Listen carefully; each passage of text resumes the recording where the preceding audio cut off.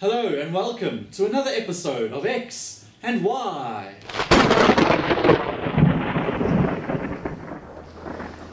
Today's lesson is on the number system and is beneficial for grade 8 to 12. In the next lesson, I'll present on nature of roots, which will only make sense if you understand the number system. So, without further ado, to present today's lesson, let's cross over to me on the green screen. Thanks, Scott.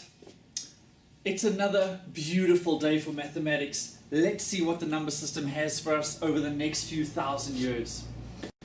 In the south, we have complex numbers. Now, any number in existence and non-existence are found here, which is where our number system begins.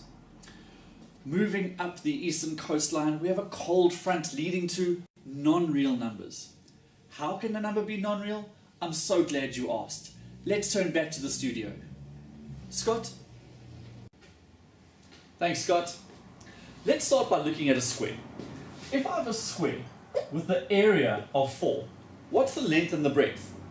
2, right? Because 2 times 2 is 4.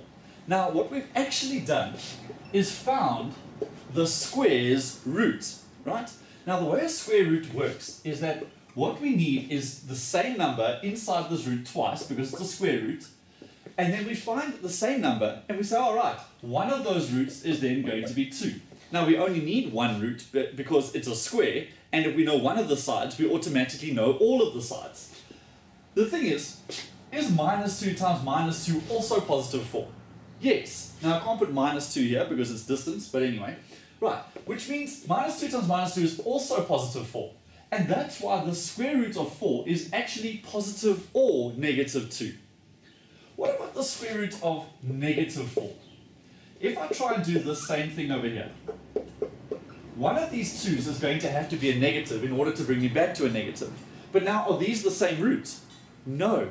And you see, there's nothing I can do here, because the second they're both negative, I end up with a positive. And if they're both positive, I also end up with a positive. And this is where we end up with a non-real situation. Right? Let's have a look at a cube. If I have a cube, and I know that the volume is 8, what is the length, the breadth, and the height going to be to give me 8? 2. Because 2 times 2 times 2 is going to give me 8. So if I have the cube root of 8, that's going to be the same number times itself 3 times, which will be 2 times 2 times 2. I take out one of those roots, and it's going to give me 2. Now, what will happen if I make this one a negative? Let's check. If I make all of these negative, am I going to get back to negative 8? Minus 2 times minus 2 is 4. 4 times minus 2 is minus 8. So yes, it's going to work, which means the cube root of negative 8 is going to be negative 2. So what if I've got the fourth root of, say, negative 64? Will 4 negatives ever give me a negative? No, and that's why this is now going to be non-real. But what if I've got the fifth root of negative 32? Will 5 negatives give me a negative? Yes. So this is going to work out, and you'll find that this answer is going to be negative 2. So what then is our general rule for real and non-real numbers? Let's hand over back to Scott at the green screen. So, a non-real number is any negative number found inside an even root. Looking slightly up the western coastline, we have real numbers. Basically, if a number is not non-real, it's real. Moving on. Next we have the twins. Rational on the left and irrational on the right. Now, rational by definition means logical, makes sense, reasonable, etc. Likewise, rational numbers are values that we know. For example, 5, 0, minus 2. What about fractions? Well, a quarter written as a decimal is 0.25. Do we know what all the digits are? Yes. Therefore, rational. A third as a decimal is 0.333333333. Do we know what the billionth digit down the line is going to be? Yes, a 3, making it rational. So, rational numbers either terminate, which means end, or recur, which means I'll be back again.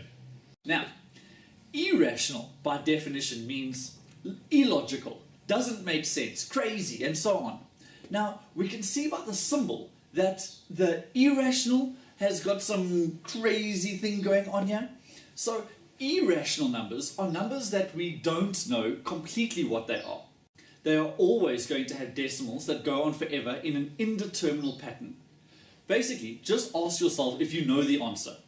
Do you know what the square root of 4 is? Yes, 2. Rational. Do you know what the square root of 5 is? No. Irrational. Do you know what the fourth root of 81 is? Yes, 3. Rational. Do you know what the fourth root of 21 is? No. Irrational. Ask them if pi is the same as 22 over 7. On a quick side note, is pi equal to 22 over 7? Let's have a look. Pi to 27 something decimal places looks like this. So we can see that it's an irrational number because all the digits are unpredictable, whereas 22 over 7 looks like this. Now, you can see that by the third decimal place, they are already different. And then, did you notice? That 22 over 7 is actually a recurring decimal, making it a rational number. You see, any fraction, provided that there's nothing funny going on with the numerator and the denominator, any fraction is a rational number. Our number system now deviates towards the center at integers. Here, we have left all the decimals behind and are left with any positive or negative numbers as well as 0.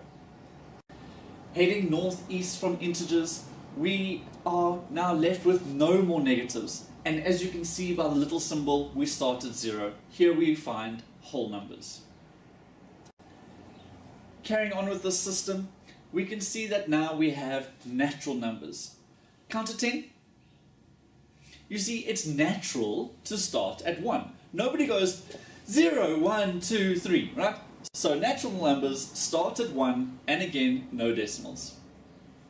So there we have it. These are all our number types, as well as their definitions. Wait. We kind of have one more thingy, but because we can't find an answer to it, it has no definition, like the definitions of them, like the other number types. Can you get 0 out of 10 for a math test? I hope not, but it is possible. But can you get 10 out of nothing? No. You see, you cannot get something out of nothing, which makes this type of number undefined. This is now our complete number system. I'll just wait here while you copy it down.